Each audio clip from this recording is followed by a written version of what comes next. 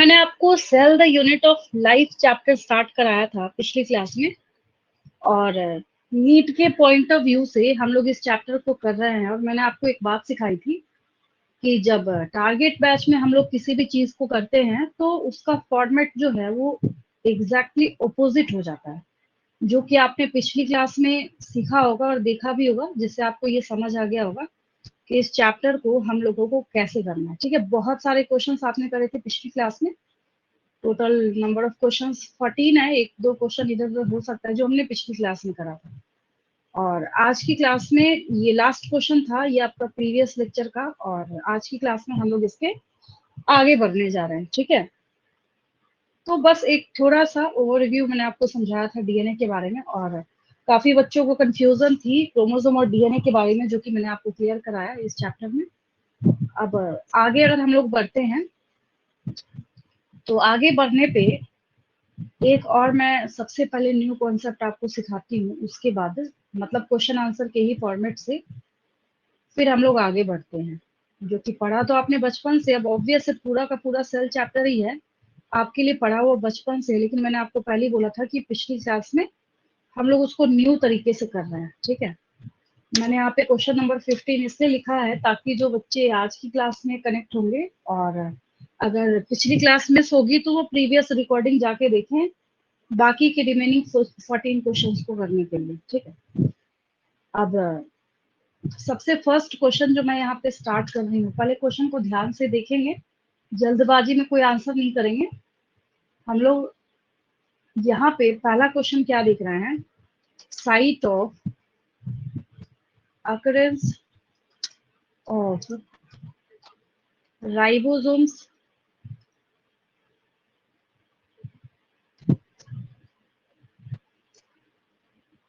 in a cell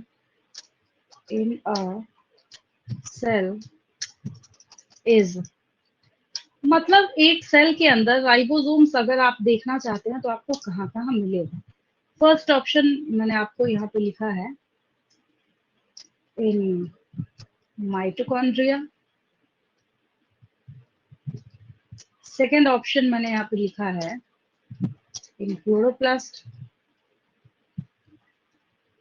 third option मैंने लिखा है इन न्यूक्लियस, लास्ट ऑप्शन मैंने लिखा है ऑल ऑफ द अबव।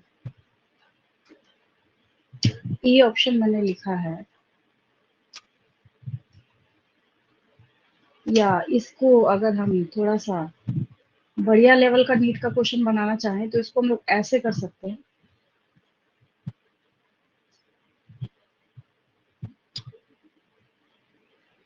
अब इन ऑप्शंस का ना सब ऑप्शन है आपके पास, समझेंगे मैं क्या बोल रही हूँ। ए में मैंने यहाँ पे कर दिया ओनली सी, बी में मैंने कर दिया both A and B, C में मैंने कर दिया both B and C, D में मैंने कर दिया यहाँ पे बोथ ए एंड सी। अब फंस गया, चलिए बताइए क्वेश्चन का आंसर क्या होगा।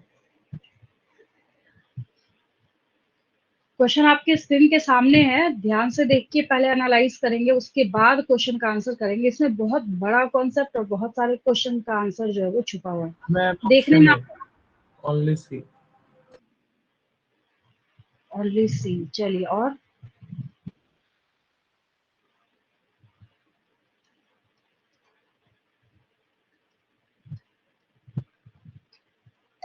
आंसर करेंगे फटाफट सारे बच्चे। मैंने आपको पिछली क्लास में बोला था ना, मेरी इस क्लास में एक्टिव रहेंगे। ऐसा नहीं है कि रात का टाइम है आप सोचेंगे चलो ठीक है हम अपना सो रहे हैं और टीचर जो है उधर से अपना आपके लिए बोलते रहे, ऐसा नहीं है, ध्यान से देखेंगे।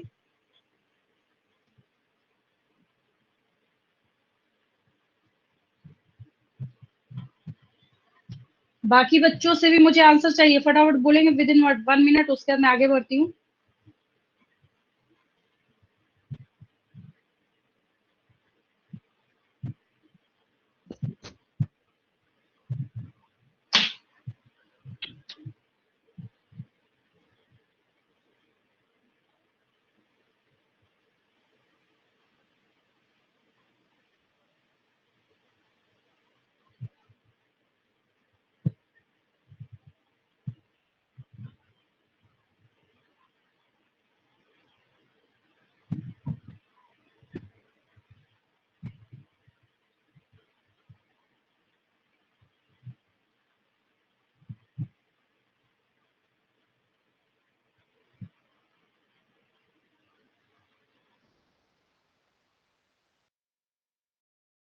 एक्सप्लेन करती हूँ, लेकिन मुझे ऐसी क्लास नहीं चाहिए और मुझे यहाँ से चैट बॉक्स नहीं दिख रहा। मैं वापस स्क्रीन को फ्लिप करके मैं आपका चैट नहीं देखने जाऊंगी क्या आंसर करा है आपने, ठीक है। चलिए मैं एक्सप्लेन करना स्टार्ट करती हूँ। एक बच्चे ने आंसर करा है, बस मुझे एक ही बच्चे की आवाज आई है कि ओनली सी जो ए ऑप्शन है ये आपने मार्क करा है, ठीक है। और बाकी बच्चों ने जो भी आंसर करा है सुनेंगे ध्यान से। ये क्वेश्चन का आंसर जो आपने किया है वो गलत है, बाकी बच्चों ने कुछ बोला ही नहीं तो क्या बोलूं मैं फिर इधर से। ऐसे फिर आपका काम नहीं चलेगा और फिर वही option D both A and C, ये भी गलत है। चलिए आगे देखिए, अब फटाफट सुनते जाएंगे जो चीजें मैं आपको समझाने जा रही हूँ। मैंने आपको बोला था बहुत ही मतलब, ये अगर क्वेश्चन हो ना आपके सामने नीट के एग्जाम में, site of occurrence of ribosomes in a cell is, सबसे पहली बार जब कोई बच्चा देखिए उसको लगे क्या है ये, तो बच्चों वाला क्वेश्चन पूछ लिया हमारे से। लेकिन इसमें 2000% गारंटी है कि 99% बच्चे जो है वो गलती करके आएंगे। अगर आपने ये सेल चैप्टर ध्यान से नहीं पढ़ा है तो अब आप समझेंगे यहाँ पे ध्यान से जो मैं बोलना चाहती हूँ। देखिए, अब जो मैं आपको कॉन्सेप्ट इसके लिए समझाने जा रही हूँ, और मैंने आपको बोला था कि इस एक कॉन्सेप्ट को सीखने के बाद बहुत सारे अदर क्वेश्चंस भी आपसे सॉल्व होंगे तुरंत, तभी हम लोग उसको चेंज करके सीखेंगे। ये रहा सेल, जिसको कि आप बचपन से पढ़ते सुनते देखते आ रहे हैं, ठीक है। अब देखिए समझेंगे ध्यान से। यहाँ राइबोसोम्स के बारे में एक लाइन बोली जाती है, क्या? अगर राइबोसोम्स के बारे में आप पढ़ें तो सबसे पहली चीज है, इस पे भी क्वेश्चन हम, कि जैसे ही राइबोसोम्स का जिक्र आता है तो पिछली क्लास में मैंने आपको बताया था ribosomes are referred as smallest organelle of the cell, granular structure है, ठीक है। फिर मैंने आपको बोला कि अगर कोई आपसे पूछे कि एक बात बताओ, क्या ये प्रोकैरियोट में पाया जाएगा, तो आंसर है यस। बच्चों को लगता है क्योंकि हम लिखा है कि found organelles are not found in, तो बच्चों को लगता है कि हम एक काम करते हैं, यहाँ पे क्या करते हैं, इसको प्रोकैरियोट्स में एब्सेंट कर देते हैं। ऐसा बिल्कुल भी नियम में राइबोसोम्स पाया जाएगा। क्यों पाया जाएगा मैं इसका भी रीजन आपको बताती हूँ। बहुत सारे कॉन्सेप्ट इस क्वेश्चन में आपके लिए छिपे हुए हैं। देखिए, ribosomes present in both prokaryotes and eukaryotes.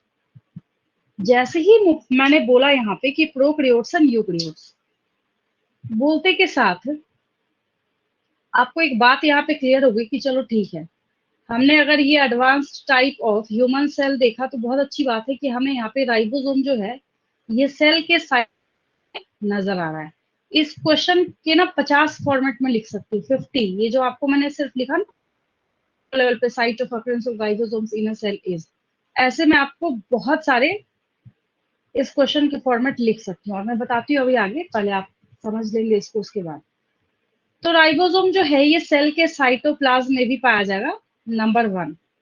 तो अगर आपसे कोई पूछे कि एक बात बताओ कि इसका साइट ऑफ अकरेंस क्या है, बहुत ध्यान से समझेंगे मैं जो जो लिख रही हूँ। तो साइट ऑफ अकरेंस है सबसे पहली चीज, नंबर 1 साइटोप्लाज्म में पाया जाएगा, ये आप बचपन से जानते हैं, इन द साइटोप्लाज्म, ठीक है, बहुत अच्छी बात है। मैंने क्या किया है इस क्वेश्चन के ऑप्शन में, जब आप ध्यान से देखेंगे मैंने इन न्यूक्लियस लिखा है, जबकि जो ये न्यूक्लियस आपको यहाँ पे नजर आ रहा है, न्यूक्लियस के बाहर चारों तरफ यहाँ पे आउटर न्यूक्लियर मेम्ब्रेन के साथ एसोसिएटेड है। तो आपको यहाँ पे दिख रहा होगा कि ये बहुत सारे यहाँ पे ग्रैनुलर स्ट्रक्चर्स जो है वो प्रेजेंट है। तो एक्चुअली ये आपको कहाँ मिलेगा, एंडोप्लाज्मिक रेटिकुलम के बाहर भी उसके साथ भी एसोसिएटेड दिखते हैं, जिसकी वजह से अगर आप याद करेंगे तो आपको याद आएगा कि बचपन में आपको पढ़ाया जाता था और आप लिखते थे कॉपी में, व्हाट आर द डिफरेंसेस, हाँ, rough endoplasmic reticulum and smooth endoplasmic reticulum. बच्चे लिखते थे कि अगर रफ एंडोप्लाज्मिक रेटिकुलम है तो उसके ऊपर राइबोसोम चिपका हुआ होगा, अगर स्मूथ एंडोप्लाज्मिक रेटिकुलम है तो उसके ऊपर राइबोसोम नहीं होंगे अटैच्ड, ठीक है। एक मैंने यहाँ पे साइटोप्लाज्म लिख दिया, लेकिन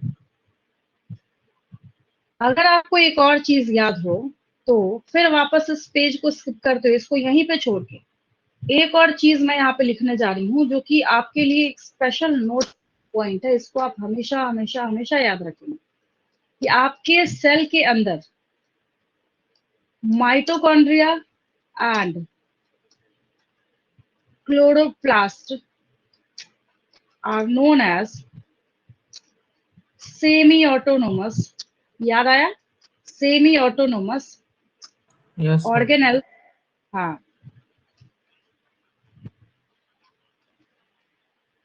ऑर्गेनल्स इन अ सेल। ये क्या है, सेल के अंदर सेमी ऑटोनोमस ऑर्गेनल्स है। अब फिर एक और क्वेश्चन अराइज होता है, व्हाई, तो यहाँ पे बिकॉज लगा लीजिए, बिकॉज अब हर एक बच्चे को पता है, दे contain their own DNA, genetic material. इनके पास अपना खुद का डीएनए जो है ये प्रेजेंट होता है। अब अगर कहीं पे भी डीएनए प्रेजेंट है तो डीएनए के प्रेजेंट होने का मतलब है कि ये क्या करेगा, डीएनए है तो आरएनए बनाएगा, आरएनए है तो प्रोटीन बनाएगा, और प्रोटीन बनेगा तो राइबोसोम आएगा, प्रोटीन बनेगा तो क्या आएगा, राइबोसोम आएगा। ठीक है, दोनों ही बातें हैं यहाँ। तो जब प्रोटीन बनेगा तो राइबोसोम आएगा, तो यहाँ से तो एक और बात क्लियर हुई ना कि अच्छा इसका मतलब है कि ये माइटोकॉन्ड्रिया और क्लोरोप्लास्ट जो है ये भी अपना क्या करेंगे, राइबोसोम्स कैरी करने का काम करेंगे। ठीक है, एक और आपके पास यहाँ पे सेंट्रल डॉगमा और ब्लूप्रिंट ऑफ द सेल आता है। सेंट्रल डॉगमा और ब्लूप्रिंट ऑफ द सेल, जो कि पढ़ाते पढ़ाते कई बार मैं बच्चों को एक्सप्लेन कर जाती हूँ कि जब भी इसकी बारी आती है तो यहाँ पे एक चीज आपको हमेशा याद रखना चाहिए कि आपके सेल के अंदर ये मशीनरी फिट है कि जब भी डीएनए बना है, इसके बाद देखिए फटाफट आप कितने क्वेश्चन का आंसर सॉल्व करेंगे। ठीक है, आपको दिख रहा होगा एक छोटा सा क्वेश्चन, लेकिन बहुत ज्यादा इंपॉर्टेंट है। अब यहाँ पे आपको क्या दिख रहा है, अगर डीएनए है तो डीएनए है तो आरएनए बनाएगा, आरएनए है तो प्रोटीन बनाएगा, और प्रोटीन तब तक नहीं बन सकता जब तक आप राइबोसोम नहीं देंगे उसको। बचपन से आज तक, क्योंकि बच्चों को इतना कॉम्प्लिकेटेड टॉपिक कभी भी इजीली समझ नहीं आ सकता, बचपन से बच्चों को पढ़ाया जाता है कि याद करो कि जो राइबोसोम है ये प्रोटीन बनाता है। एक्चुअली ये डायरेक्ट नहीं बनाता, सबसे बड़ा रोल इसका है स्टार्ट कराने में। ठीक वैसा ही जैसे आप स्कूटर बाइक के ऊपर बैठे हो और आपके पास ऑटो स्टार्ट जो बटन है वो भी खराब है आपका। ठीक है, तो आप सिर्फ बैठे बैठे एक्सेलरेटर लेते रहे तो कोई काम होना नहीं है उससे। ठीक वैसा ही काम यहाँ पे किसका, राइबोसोम। राइबोसोम जब तक नहीं आएगा तब तक प्रोटीन सिंथेसिस स्टार्ट नहीं होगा। ठीक है, तो बोलने का ये मतलब हुआ कि अगर आप थोड़ा सा कॉमन सेंस लगाएं, तो मैंने अभी तुरंत बोला आपको कि ये जो डीएनए जो सारे फसाद की जड़ है यहाँ पे, ये क्लोरोप्लास्ट भी अपना रख रहा है और ये माइटोकॉन्ड्रिया भी अपना रख रहा है, अपना है इनके पास। न्यूक्लियस के सिवाय मात्र दो ऐसे ऑर्गेनल्स आपके पास अवेलेबल हैं जिनके पास पावर है डीएनए को रखने का, वो है आपके पास माइटोकॉन्ड्रिया एंड क्लोरोप्लास्ट। आपके पास 2016 का नीट का क्वेश्चन है, 2016 का आप देखेंगे तो आपको उसमें पूछा गया है which of the following organelles are semi autonomous organelles. उसमें आपको दो दो का सेट दिया गया है, तो आपको टिक किसको करना है, उसमें लिखा हुआ mitochondria and Golgi body and chloroplast, mitochondria and chloroplast, all of the above. तो माइटोकॉन्ड्रिया आंसर होगा। ठीक है, तो यहाँ पे ये दोनों जब सेमी ऑटोनोमस हो गए तो ये आगे सेंट्रल डॉगमा को जब फॉलो करेगा तो ऑब्वियस है कि ये अपना राइबोसोम भी जरूर कैरी करेगा। तो एक और बात यहाँ पे आपको समझ आई कि अच्छा अगर हम साइट ऑफ अकरेंस लिखें राइबोसोम्स के बारे में, तो इसका बोलने का मतलब है कि हमें यहाँ पे क्या लिखना पड़ेगा, माइटोकॉन्ड्रिया भी लिखना पड़ेगा। लिख सकती हूँ मैं, अब समझ आया, मैंने यहाँ पे माइटोकॉन्ड्रिया लिख दिया। ठीक है, क्लोरोप्लास्ट भी फिर लिख सकते हाँ, प्लांट सेल अगर है, मैं तब की बात कर रही हूँ। ठीक है, कि अगर मैं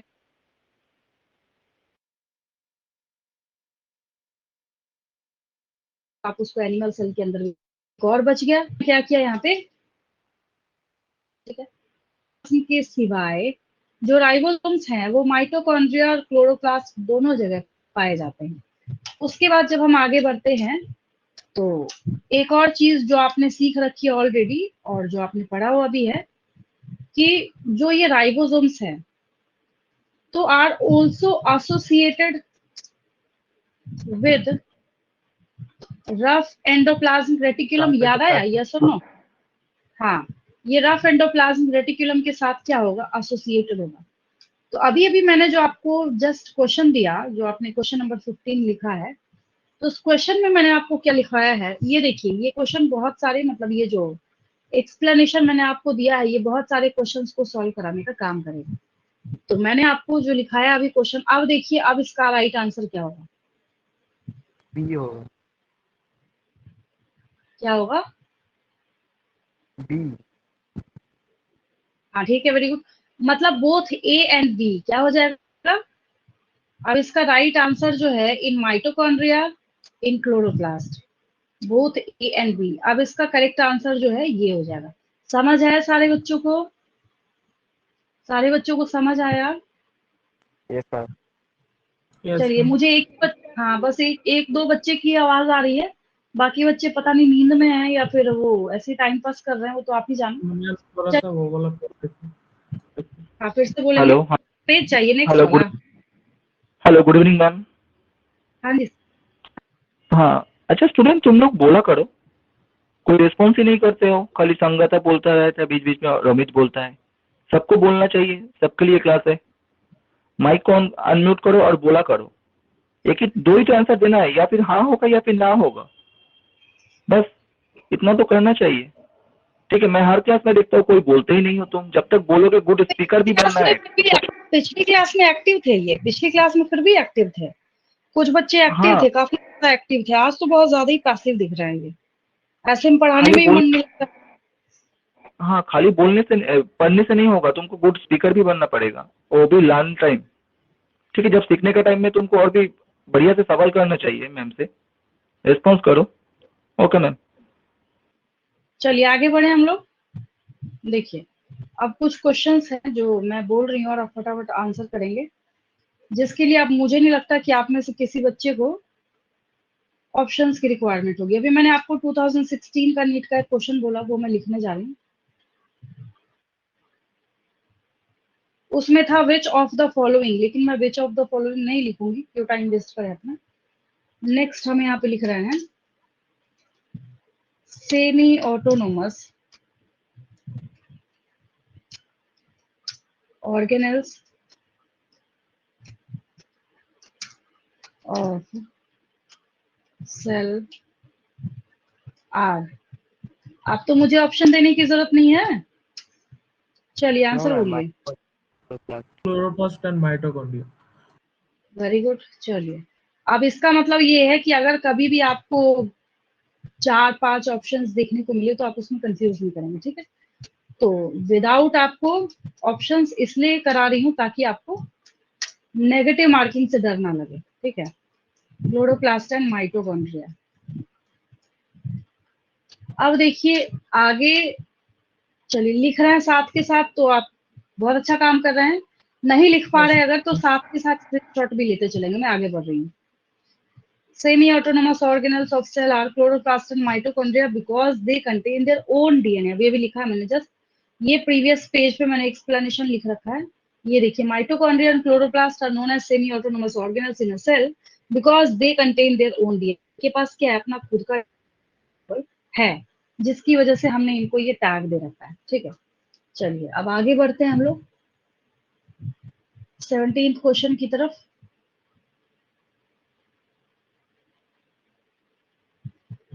17, अब देखिए, the type of ribosomes in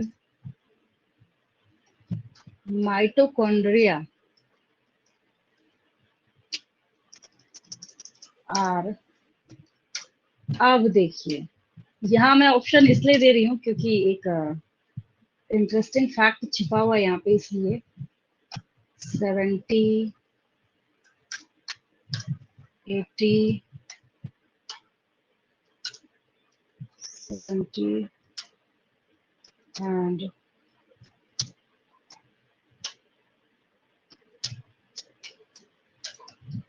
none of the above। बाकी मुझे यहाँ पे एस लगाना था। चलिए, मैं आपसे क्वेश्चन पूछ रही हूँ, माइटोकॉन्ड्रिया के अंदर कैसा राइबोसोम पाया जाएगा? 70s पाया जाएगा, 80s पाया जाएगा, 70s एंड 80s बोथ पाया जाएगा। बोथ ही लिख देती हूँ यहाँ पे ऐसे करके। बहुत अच्छा क्वेश्चन है। Option A 70 option A. S। हाँ, और बच्चे?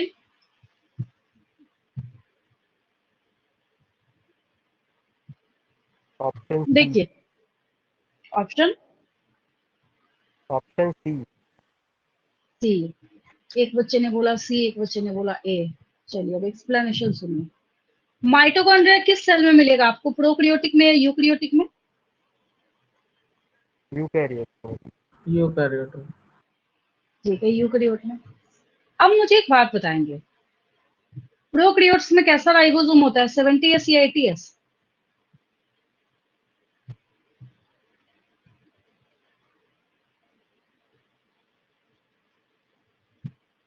प्रोकैरियोट्स में कैसा होता है राइबोसोम, 70S या 80S?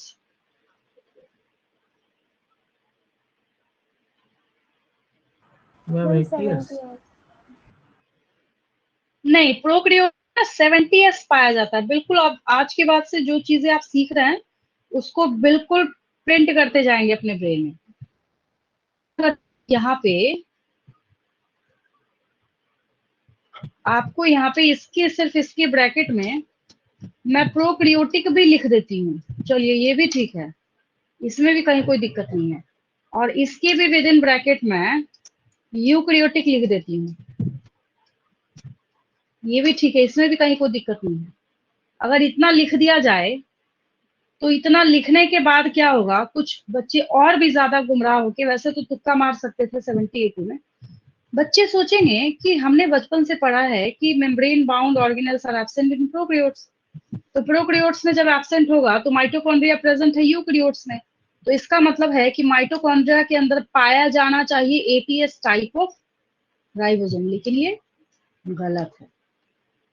अब यहाँ पे एक बहुत ही बड़ी बात है आपके लिए, माइटोकॉन्ड्रिया जो है ये खुद पाया जा रहा है कहाँ, यूकैरियोट्स के अंदर, लेकिन माइटोकॉन्ड्रिया के अंदर प्रेजेंट है 70S टाइप ऑफ राइबोसोम। तो आप देखेंगे कई किताबों में स्टेटमेंट लिखा हुआ है, mitochondria contains prokaryotic type of ribosomes. तो आप आज के बाद से ऐसे स्टेटमेंट से कभी घबराना नहीं है। आपको क्या करना है, याद रखना है कि माइटोकॉन्ड्रिया पाया जाता है यूकैरियोट्स में, लेकिन राइबोसोम इसके पास प्रोकैरियोटिक टाइप का है। तो हो गया ना अच्छा क्वेश्चन ये। तो अगर आपसे पूछा जा रहा है कि माइटोकॉन्ड्रिया के अंदर कैसे राइबोसोम्स प्रेजेंट होंगे, तो आपको यहाँ पे क्या टिक करना है, 70S। तो मैंने यहाँ पे आंसर लिख दिया, answer is a, that is 70S। इसको पता है क्या बोला जाता है, इसको प्रोकैरियोटिक टाइप ऑफ राइबोसोम बोला ही जाता है। यहाँ पे हम लोग लिखते हैं प्रोकैरियोटिक टाइप ऑफ राइबोसोम्स।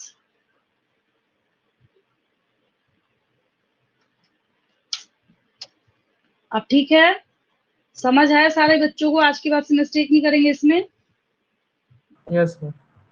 है ना? ये बिल्कुल क्रिस्टल क्लियर हो गया, स्क्रीनशॉट लेंगे, आगे बढ़ूंगा।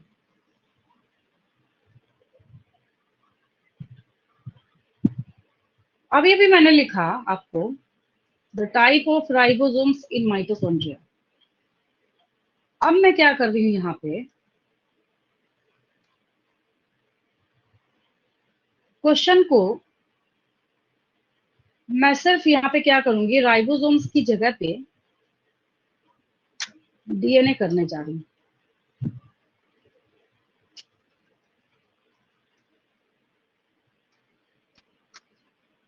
और यहां मैंने ऑप्शन ऐसे कर दिया,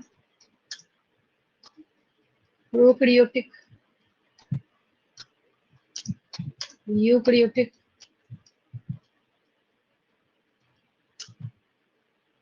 next both prokaryotic and eukaryotic, none of the above. चलिए अब दीजिए आंसर।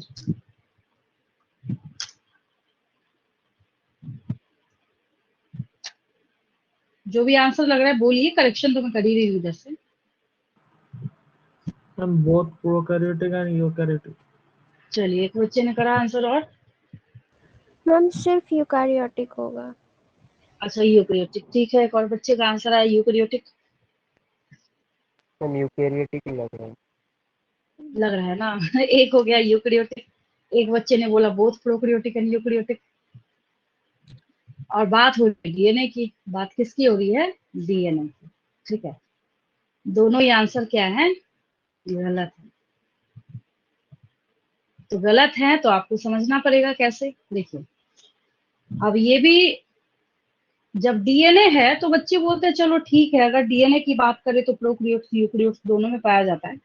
बच्चे फंसते हैं माइटोकॉन्ड्रिया को देख के, कहते हैं अच्छा माइटोकॉन्ड्रिया तो सिर्फ यूकैरियोट्स में पाया जाता है। यूकैरियोट्स में पाया जरूर जाता है, लेकिन जब हम बात करते हैं प्रोकैरियोटिक जेनेटिक मटेरियल की, ये क्वेश्चन जो है ना, जितना आसान दिखता है उतना ही डेंजरस माना जाता है ये सारे क्वेश्चन जो हैं।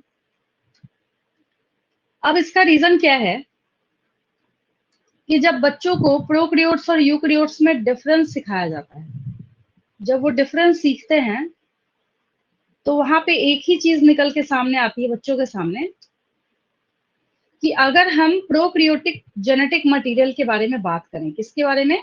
सिर्फ प्रोकैरियोटिक जेनेटिक मटेरियल के बारे में। यहाँ पे आपको ये बैक्टीरियल सेल जो है ये नजर आ रहा है, ठीक है। हम लोग इसके बारे में बात कर रहे हैं, देख लीजिए एक बार, देख के इसको दिमाग में प्रिंट कर लीजिए, हमेशा के काम आने वाला है।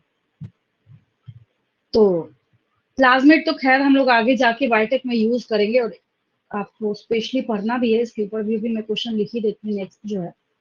लेकिन यहाँ पे जो प्रोकैरियोट्स हैं इनके पास दो तरह का जेनेटिक मटेरियल होता है, एक जीनोमिक डीएनए और एक होता है एक्स्ट्रा क्रोमोसोमल मटेरियल, जिसको लोग प्लाज्मिड कहते हैं, ये भी जेनेटिक मटेरियल है। तो सर्कुलर बोलने का ये मतलब नहीं है कि आपने डिवाइडर उठाया, एक पिन करा और ऐसे सर्कल खींच दिया, वो मतलब नहीं है बोलने का। मतलब ये है बोलने का कि जब आप इसको देखेंगे और आपने अगर इसको यहाँ से स्टार्ट करा है, अगर आप इसको फॉलो करते हुए चलेंगे तो आपको इसका कहीं भी ना कोई एंड नहीं मिलेगा देखने को। क्या आपको पता चलेगा? आपको अच्छा ये दोनों क्या है, यहाँ पे ज्वाइंट है इस तरीके से, तो जिसकी वजह से हमने इनको टैग दे रखा है कि क्या है ये सर्कुलर डीएनए है, सिंगल होगा इसके पास। जीनोमिक डीएनए जो है वो सिंगल है, आपकी बॉडी में बहुत सारे हैं। तो ये जो सिंगल डीएनए यहाँ पे कैरी कर रहा है, ये पहचान है किसकी? प्रोकैरियोट्स की। लेकिन आपके खुद की बॉडी में ऐसा डीएनए नहीं है। लेकिन आपकी बॉडी में माइटोकॉन्ड्रिया के अंदर अगर कोई जाए डीएनए निकालने के लिए, तब कैसा दिखेगा आपको? तब आपको दिखेगा ऐसा। कैसा दिखेगा? Single, circular and double standard. Single, circular and double standard. तो ये जो क्वेश्चन अभी अभी आपने देखा, एक्चुअली इस क्वेश्चन का आंसर क्या है? प्रोकैरियोटिक है। क्या है? प्रोकैरियोटिक है, ठीक है। मैं यहाँ पे आंसर लिख देती हूँ। Answer is prokaryotic. आया समझ में सारे बच्चों को? इसके पास यस मैम। माइटोकॉन्ड्रिया है, हाँ है, यूकैरियोट्स के अंदर। लेकिन इसके खुद के पास जो डीएनए पाया जाएगा वो कैसा होगा? सिंगल होगा, सर्कुलर होगा, डबल स्टैंडर्ड होगा, ठीक है। नेक्स्ट क्वेश्चन पे मूव करें, स्क्रीनशॉट लेंगे इसका। Yes ma'am done. चलिए नेक्स्ट क्वेश्चन में लिख रही हूँ।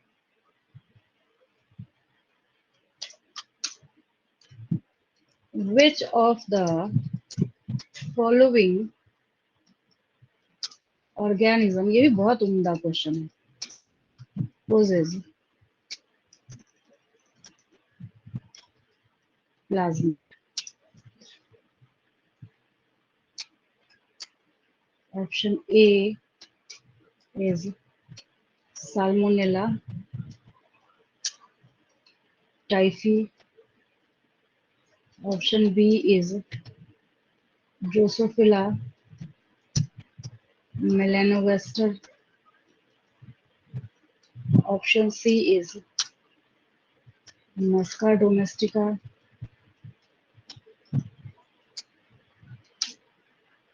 Option D is Apis indica. चलिए बोलिए। प्लाज्मिड वही है जो भी मैंने आपको दिखाया क्या, जो अभी मैंने आपको शो करा ना, ये एक्स्ट्रा क्रोमोसोम मटेरियल, इसके डेफिनेशन में ही आएगा। इसके डेफिनेशन के ऊपर भी क्वेश्चन मैं आपको कराऊंगी, क्योंकि उसमें भी बच्चे कंफ्यूज करते हैं। तो ये प्लाज्मिड जो एक्स्ट्रा क्रोमोसोमल मटेरियल है प्रोकैरियोट्स के अंदर, ठीक है। चलिए, ये मैंने हिंट के तौर पे आपको दिया। इतना हिंट लेने के बाद देखिए सॉल्व होता है वो आपसे।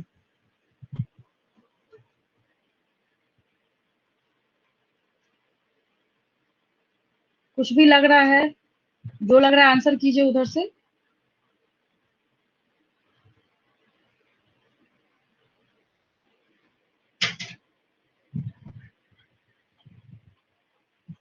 मैम ए और डी कौन सा ऑर्गेनिज्म है मैम? ए और डी तभी तो कौन मैं सा नहीं बता तभी तो मैंने यहाँ पे साइंटिफिक नेम लिख के छोड़ रखा है ना। ये तो ऐसे साइंटिफिक नेम है ना जो आपने बहुत बार सुना होगा, तभी तो मैंने ऐसे। और ऐसे क्वेश्चंस ना बच्चे मेरे पास एज अ डाउट लेके आते हैं कि मैम इतना टफ क्वेश्चन पूछ लिया हमारे से, हमें तो कुछ समझ ही नहीं आ रहा इसका आंसर क्या होगा, हम कंफ्यूज कर गए। नहीं, देखिए मैम नहीं इसका सुना है। आंसर क्या मैम होगा ऑप्शन ऑप्शन ए। ए। देखिए सही है। ये जो है ना, अब समझिए ध्यान से, साल्मोनेला टाइफाइड। टाइफी जो है ये, हाँ, करने वाला बैक्टीरिया है ये, ठीक है। यस मैम, आपने बोला था। ड्रोसोफिला मेलानोगास्टर, हाँ, फ्रूट फ्लाईज है ये। क्या है? फ्रूट फ्लाई है ये। मस्का डोमेस्टिका द लिविंग वर्ल्ड में टेबल बना हुआ है, वहां से उठाया मैंने इसको। और पता नहीं इस मस्का डोमेस्टिका हाउस फ्लाई के अंदर क्या खासियत है। इस पे ना हर साल क्वेश्चन पूछा जाता है घुमा फिरा के, कभी इसकी फैमिली पूछ ली जाती है, कभी पूछा जाता है। इस बार के नीट के एग्जाम में मैच द फॉलोइंग में पूरा ये टेबल उठा के दे दिया है ना, हमेशा इससे पूछा जाता है। और ये तो भाई हनी भी है। क्या ये? हनी भी है। इसके साथ साथ कम से कम साइंटिफिक नेम भी तो याद करना सीखेंगे, है ना। ये सब बिल्कुल मतलब कॉमन में भी कॉमन जो है ये है ये। तो आपको क्या दिख रहा है यहाँ पे? Drosophila melanogaster, fruit fly, phylum Arthropoda. भाई कहाँ चले गए? फाइलम ऑर्थ्रोपोडा किंगडम एनिमेलिया में, मतलब एडवांस्ड किंगडम को बिलोंग करता है। मस्का डोमेस्टिका हाउस फ्लाई ये भी ऑर्थ्रोपोडा। एपिस इंडिका, मतलब इत्तेफाक से ऐसा हो गया। और आपके एग्जाम में जब ऑप्शंस होंगे साल्मोनेला टाइफी, ट्राइकोडर्मा, पॉलीस्पोरम, ऐसे ऐसे करके वो कोशिश जरूर करेगा कि एक मोनेरा का ऑप्शन, एक प्रतिष्ठा का, एक फंजाई का और एक एनिमेलिया का आपको साइंटिफिक नेम के साथ दे दिया जाए, ठीक है। तो इस क्वेश्चन का जो करेक्ट आंसर है वो आपका हो गया साल्मोनेला टाइफी में। यहाँ पे एस जो है, मैंने सबको अलग अलग अंडरलाइन नहीं करा है, आपका कॉपी में टाइम सेव करने के लिए मैंने इनको सेपरेटली अंडरलाइन नहीं करा है। तो ये ऑप्शन ए जो आपका है साल्मोनेला टाइफी बैक्टीरिया, इसको आप क्या करेंगे? मार्क कर लेंगे, ये आपका राइट आंसर है। चलिए आगे बढ़े हम लोग। अच्छा क्वेश्चन था ये। Yes ma'am. कभी भी इस क्वेश्चन को करने का ट्रिक ये है कि ये क्वेश्चन सेम आपके सामने प्रिंटेड होगा, which of the following organism possess plasmid. आपको सिर्फ ये कैच करना है उनके ऑप्शंस में से, आखिर आपको जितने ऑर्गेनिजम्स दिख रहे हैं उनमें से कौन सा बैक्टीरिया है या मोनेरा है। क्योंकि वन एंड ओनली ये जो प्लाज्मिड है ये सिर्फ प्रोकैरियोट्स में ही पाया जाता है। यही तो आप बचपन से करते आए हैं। जब आपसे पूछा जाता था what are the differences between prokaryotes and eukaryotes, तो प्रोकैरियोट्स के पास क्या होगा? सिंगल सर्कुलर डीएनए के साथ साथ इसके पास अपना प्लाज्मिड भी जो है वो प्रेजेंट होता है, ठीक है। ये 19 क्वेश्चन हो गया, आगे बढ़ रही हूँ मैं। इसका स्क्रीनशॉट लेंगे, अगर आप नहीं लिख पाए हैं जल्दी जल्दी तो स्क्रीनशॉट लेंगे, मैं आगे बढ़ रही हूँ। फिर आराम से कॉपी में फेयर करते हुए लिखते चलेंगे इनको। चलिए नेक्स्ट क्वेश्चन। नेक्स्ट क्वेश्चन में मैंने सिर्फ लिखा यहाँ पे प्लाज्मिडेज। अब मेरे ख्याल से आप कंफ्यूज नहीं होने चाहिए। मैंने यहाँ पे लिखा जीनोमिक डीएनए इन यूकैरियोट्स। फिर मैंने बी ऑप्शन में लिखा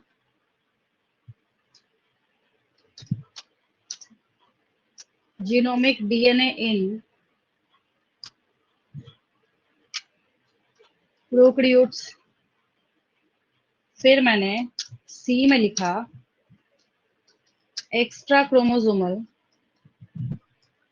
मटेरियल इन प्रोकैरियोट्स, और फिर मैंने डी ऑप्शन में लिखा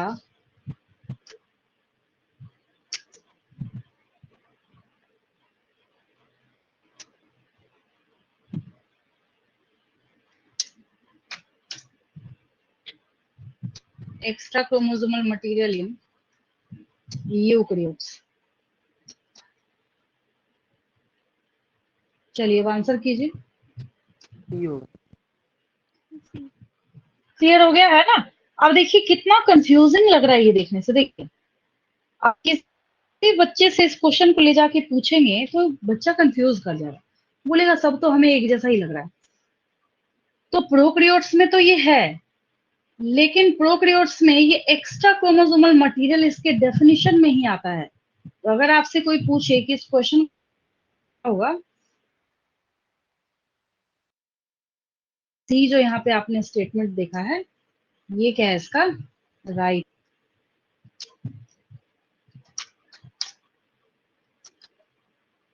चलिए स्क्रीनशॉट लेंगे, आगे बढ़ रही हूँ मैं। इतना जल्दी जल्दी इतने लेंथी ऑप्शंस तो नहीं लिख पाएंगे आप लोग। चलिए स्क्रीनशॉट लीजिए, मैं आगे बढ़ रही हूँ। एज इट इज जैसे है वैसी कॉपी करके चलेंगे, मतलब इसके बाद जब फेयर करेंगे उसमें कॉपी कर देंगे। Yes ma'am, done. Next question, हाँ नेक्स्ट क्वेश्चन पे नोट कर रही हूँ मैं। नेक्स्ट, फिर हम लोग यहाँ पे बात करते हैं स्मॉलेस्ट लाइव सेल। चलिए फटाफट आंसर बोलिए विदाउट ऑप्शन, क्या होगा आंसर? आंसर क्या होगा? जब कोई बच्चा आंसर नहीं देगा तो फिर मुझे ऑप्शन लिखना ही पड़ेगा। Bacteria, virus, fungi, mycoplasma. याद आया? चलिए बोलिए क्या होगा? Mycoplasma. Option D, mycoplasma. Very good, याद आ गया। चलिए आंसर हम लोग लिखेंगे माइकोप्लाज्मा। ये स्मॉलेस्ट लाइव सेल है, आपके बायोलॉजिकल क्लासिफिकेशन में भी था और सेल चैप्टर में भी है। स्क्रीनशॉट लेंगे, मैं आगे बढ़ रही हूँ। Yes ma'am. Question number 22, which of the following formed element lack nucleus? Answer देना है किसी को या मैं ऑप्शन लिखूं? आंसर देना है किसी को?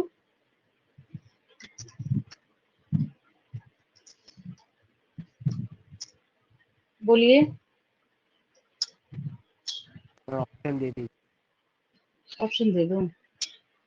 आप बोलेंगे हम तो नीट के एग्जाम में बैठने जा रहे हैं, वहां तो ऑप्शन होगा ही, तो आपको भी देना पड़ेगा।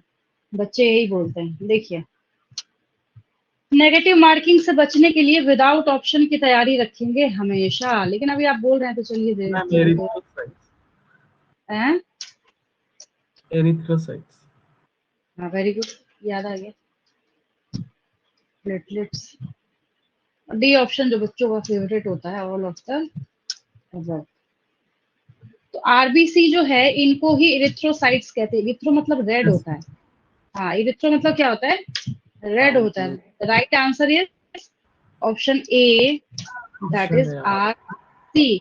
इनके पास न्यूक्लियस नहीं होता है। शेप कैसा होता है? बाय कनकेव होता है। कैसा शेप होता है इनका? बाय कनकेव होता है।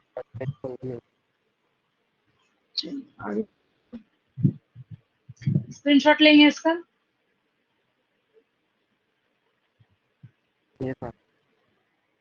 चलिए 23 number question, name the largest isolated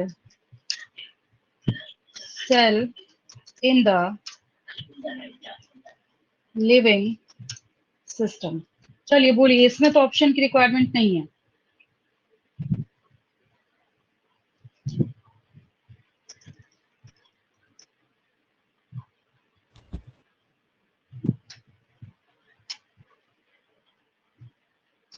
नहीं, इसमें तो ऑप्शन की रिक्वायरमेंट नहीं है। देखिए, एग ऑफ एन ऑस्ट्रिच, याद आया? इसको क्या करते हैं हम लोग, लार्जर, फटाफट ये सब कॉपी, हाँ कॉपीराइटेड क्वेश्चन है, कोई ऑप्शन की रिक्वायरमेंट नहीं, कोई आपको कितने भी होगी, ये है तो है, बस कोई फेर बदल नहीं है। अब जैसे मैं बच्चों को कहती हूँ, जो डिस्कवरी रिलेटेड क्वेश्चंस होते हैं, साइज रिलेटेड क्वेश्चन होता है, और मैक्सिमम कौन है, तो लीस्ट कौन है, तो मतलब सबसे बिगेस्ट साइज में कौन सा है, स्मॉलेस्ट, जैसे आपने देखा स्मॉलेस्ट लिविंग सेल माइकोप्लाज्मा, उसमें कहीं कोई फेर बदल, कोई चेंज है ही नहीं उसमें, ठीक है। तो ये सारे क्वेश्चंस तो आपसे आज की बात से अगर कोई पूछे ना, तो ऐसे बोला नहीं कि आपके जुबान पे होना चाहिए सारे क्वेश्चन। समझ आ गया, याद हो गया? आगे बढ़े हम लोग, यस मैम। चलिए आगे 24।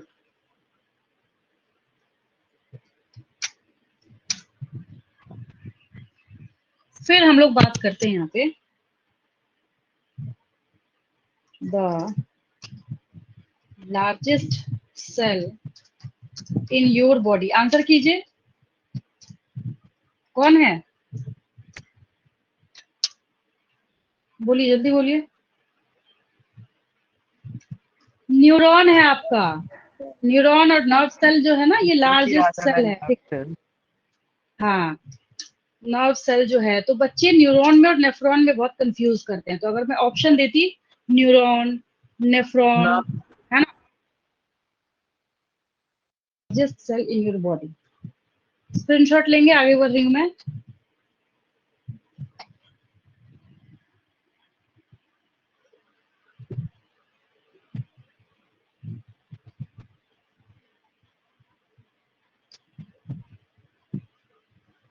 Yes ma'am.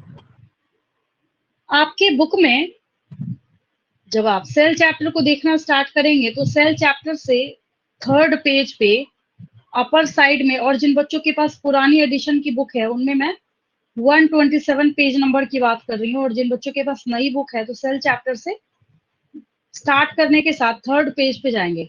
ऊपर में आप देखेंगे कि आपके पास ना बहुत सारे सेल के डायग्राम्स बने हुए, आरबीसी है, डब्ल्यूबीसी है, कोलुमनार एपिथेलियल सेल है, और नर्व सेल है, ट्रैकिड है, मेसोफिल सेल्स है, ठीक है। तो आपको यहाँ पे इस गलतफहमी में नहीं रहना कि डायग्राम है तो इसमें से हमारे से कोई क्वेश्चन नहीं पूछा जाएगा, जबकि डायग्राम में से भी बहुत सारे क्वेश्चंस जो है बच्चों से पूछे जाते हैं, ठीक है। और हालांकि बनता है ये क्वेश्चन, जब हम लोग बॉडी फ्लूइड्स एंड सर्कुलेशन पढ़ेंगे तो वहां भी एक क्वेश्चन आएगा, लेकिन यहाँ पे हम लोग क्या कर रहे हैं, ऐसे कर रहे हैं। देखिए, क्वेश्चन यही रहेगा। यहाँ पे मैंने क्या चेंज करा, विच of the following formed element provides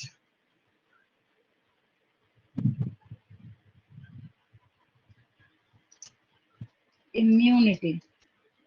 अब क्या हो जाएगा आंसर? WBC।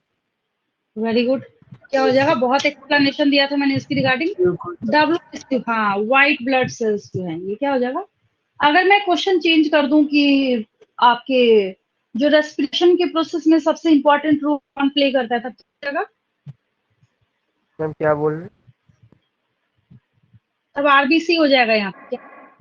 अगर मैंने क्वेश्चन चेंज कर दिया और मैंने बोला अच्छा 24 के 25 होना था, मैंने इसको 23 लिख दिया, अभी मैंने बोला क्वेश्चन नंबर कम कैसे हो गया, 24 नहीं, ये 23 नहीं है, 25 होना था। मैंने बोला अगर मैं यहाँ पे क्वेश्चन ऐसे चेंज कर दूं, विच of the following formed element helps in respiration, तब क्या हो जाएगा? RBC। आरबीसी। हाँ, तब आरबीसी हो जाएगा। तब क्या हो जाएगा? आरबीसी। अब अगला क्वेश्चन देखिए, 26।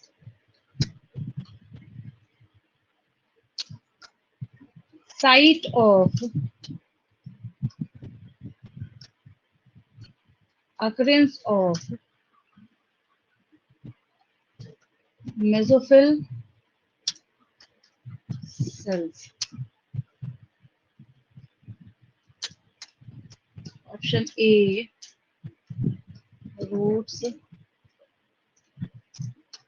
स्टेम,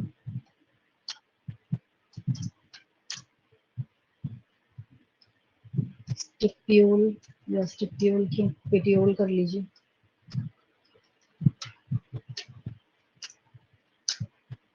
लीफ, अब क्या होगा? Ma'am leave.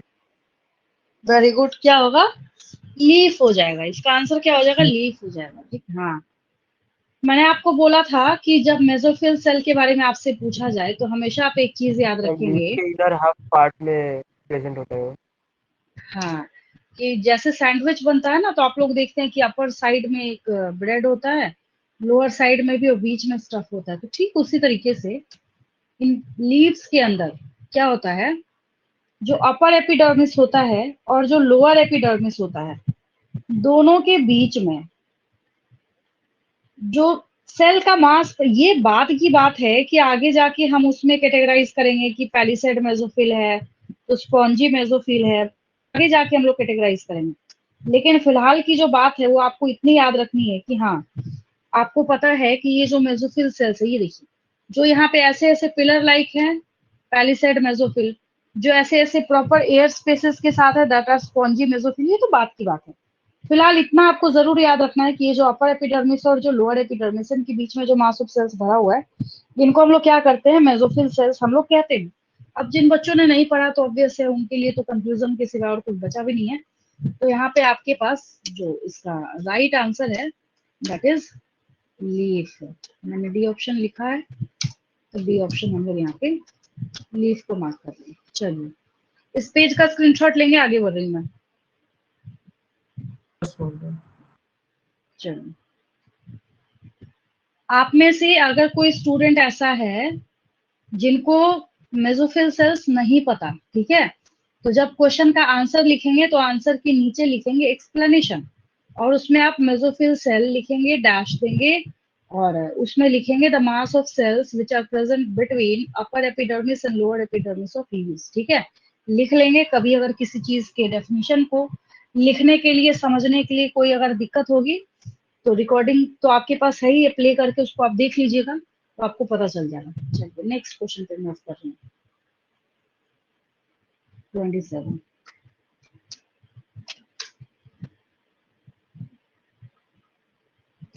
identify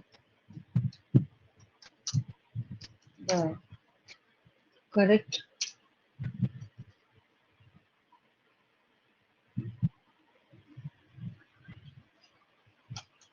length of mycoplasma.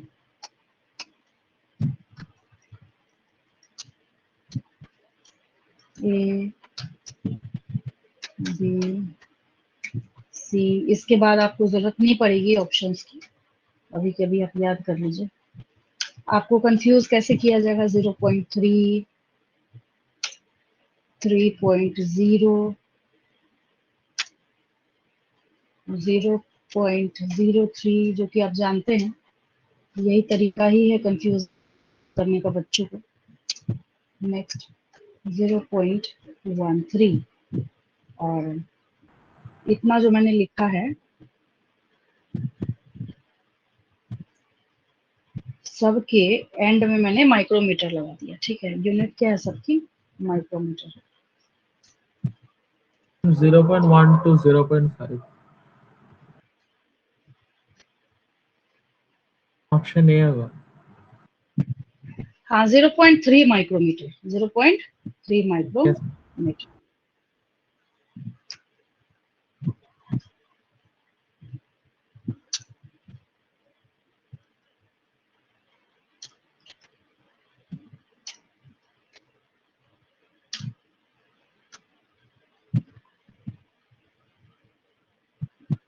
Answer D लिख लीजिए, सॉरी आंसर ए लिख लीजिए। यहाँ पे ए ऑप्शन जो है दैट इज 0.3 माइक्रोन, मतलब इतना ज्यादा छोटा है ये।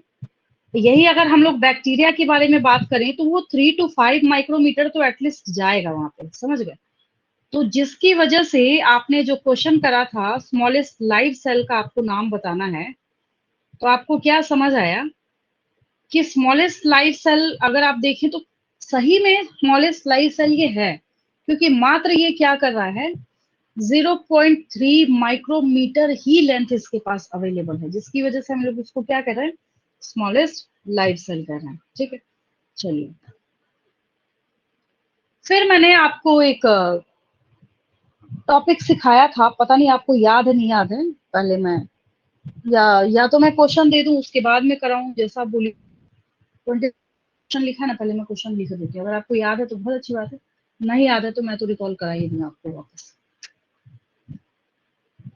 हम लोग जाएंगे question number 28। 28 the comma shaped bacterium is termed as, मैंने आपको शेप्स बताया था, ठीक है, तो उसमें मैंने आपको बोला था कि अगर कॉमा शेप्ड होगा तो हम लोग विब्रियो बोलेंगे। क्या बोलेंगे, विब्रियो बोलेंगे। तो ये जब आप पढ़ना स्टार्ट करेंगे सेल चैप्टर को, तो जहां पे आपको जो डायग्राम वाला पेज है उसके नीचे वाले सबसे बॉटम में जब आप जाएंगे तो आपको सिर्फ इतना जिक्र करा गया है, उसको जब आप पढ़ेंगे तो आपको वहां पे दिया गया है कि हाँ भाई अगर रॉड लाइक है, पहले मैं डायग्राम यहाँ पे लगाऊं उसके बाद में बात करूं। देखिए ये अगर आप इसको देखें ट्रूली, तो क्योंकि आपने बायोलॉजिकल क्लासिफिकेशन में इसको पढ़ रखा है एज इट इज, जैसा आपको यहाँ पे दिख रहा है, जैसा आपको यहाँ पे नजर आ रहा है, सिर्फ आपने वैसा ही देखा है। शेप्स बहुत सारे होते हैं, बट एनसीईआरटी के अकॉर्डिंग हम लोग बात करें तो आपने इतने सारे शेप्स को देख रखा है। कैसा शेप दिख रहा है इसका, स्फेरिकल। प्लूरल है तो कोकाई बोलेंगे, अगर आपको सिंगल बोलना है तो कोकस हो जाएगा। रॉड लाइक है तो एक है तो बैसिलस बोलेंगे, एक से ज्यादा है तो बैसिली बोलेंगे। स्पाइरल शेप्ड है तो स्पाइरिला बोलेंगे प्लूरल, अगर आपको सिंगुलर बोलना है तो स्पाइरल बोलेंगे। अगर कॉमा शेप्ड है तो विब्रियो। तो यहाँ पे आपको ऑप्शन में चारों दे रखा है, ए बी सी डी करके, यही चार आपके पास क्या है, ऑप्शन है। तो राइट आंसर क्या हो जाएगा, आंसर ऑप्शन क्या हो डी। जाएगा, हाँ ठीक है। तो इसका अब इसमें से मैंने आपको कॉमा शेप दिया तो आपसे कुछ भी पूछा जा सकता है। Right answer is vibrio. एक क्वेश्चन के साथ साथ उससे उलझे हुए जितने क्वेश्चंस हैं सबको एक साथ कर लेना चाहिए और समझ लेना चाहिए। कोई जरूरी नहीं है कि जो क्वेश्चन है एज इट इज आपसे वही क्वेश्चन जो है वो पूछा जाए, ठीक है। थोड़ा सा अपना दिमाग लगाना भी आना चाहिए। ये क्लियर है बिल्कुल। यस आगे देखिए,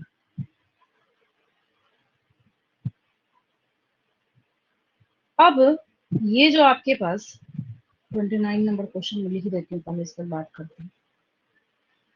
अब ऑप्शन लिखने की बजाय मैं थोड़ा अपना टाइम सेव कर रही हूँ, इसी को मैं यहाँ पे जो डायग्राम है ना मैंने यहाँ पे वापस पेस्ट कर दिया और क्वेश्चन मैं लिख रही हूँ। मतलब एबीसीडी आप बना लीजिए, ये चार ऑप्शन है आपके पास। डायग्राम नहीं दिया होगा, डायग्राम दिया जाए तो बच्चों का काम ही आसान हो जाएगा, है ना। बस ये नीचे वाला लिखा होगा आपके पास। मैं आपको क्वेश्चन दूंगी कि आइडेंटिफाई द शेप ऑफ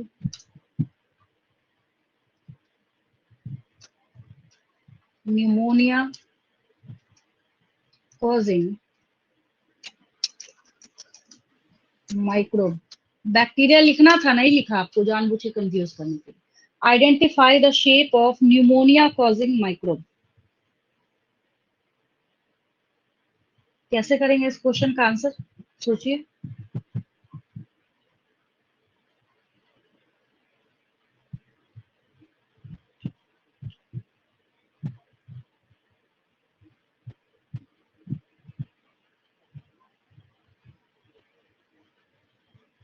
देखिए ऐसे अभी तुरंत आप आंसर कर देंगे। आंसर क्या है इसका, इसको कॉज करने वाला जो ऑर्गेनिज्म है उसका नाम है स्ट्रेप्टोकोकस न्यूमोनी। अब क्या होगा आंसर बताइए, ए बी सी डी क्या आंसर होगा। तो इसका आंसर हो जाएगा आपके पास कोकाई कोकस भी आप बोल सकते हैं। अब ये नहीं लिखा जाए तो आपको यहाँ पे स्फेरिकल भी लिखा हो सकता है। कैसे कैच किया आपने, आपको कैसे पता चला कि इसका शेप स्फेरिकल है?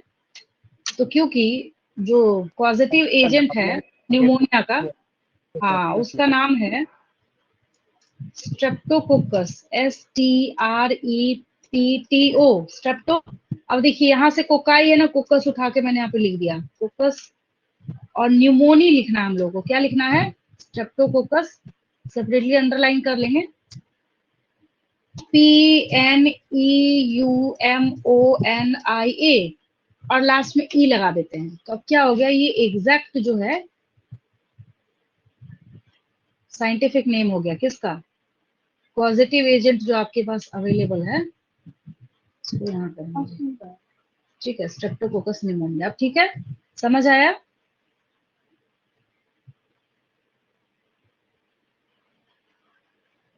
अब अगर मैं क्वेश्चन ऐसे कर दूं, identify the shape of 30 number question,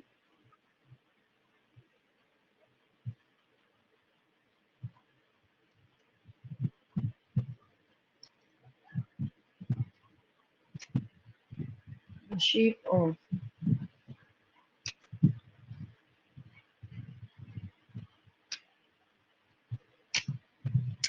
curd forming bacteria. अब बताइए, तो बहुत जीरो लेवल का है, जल्दी बताइए। लैक्टोबैसिलस बोलते हैं ना, तो क्या होगा? रॉड शेप होगा।